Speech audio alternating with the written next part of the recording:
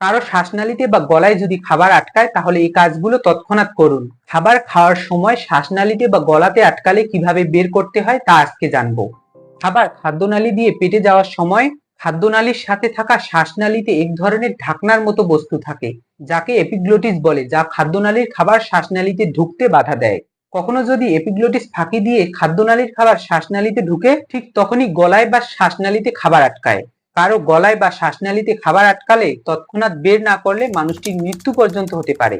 কোনো প্রাপ্তবয়স্ক ব্যক্তির শ্বাসনালীতে খাবার আটকালে তাকে পেছন থেকে ধরে তার নাভির ঠিক একটু উপরে জোরে চাপ দিতে হবে। এতে করে তার গলায় বা শ্বাসনালীতে আটকানো খাবার বের হয়ে যাবে।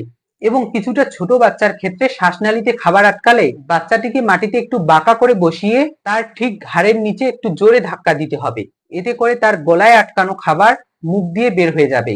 এবং 1 বছরের নিচে যেসব শিশু আছে তাদের গলায় খাবার আটকালে শিশুটিকে একটি হাতের উপর উবু করে নিতে হবে এবং তার চোয়ালে হাত দিয়ে তার মুখটি ফাঁকা করে ধরতে হবে। তার ঠিক ঘাড়ের নিচে ধাক্কা দিতে হবে।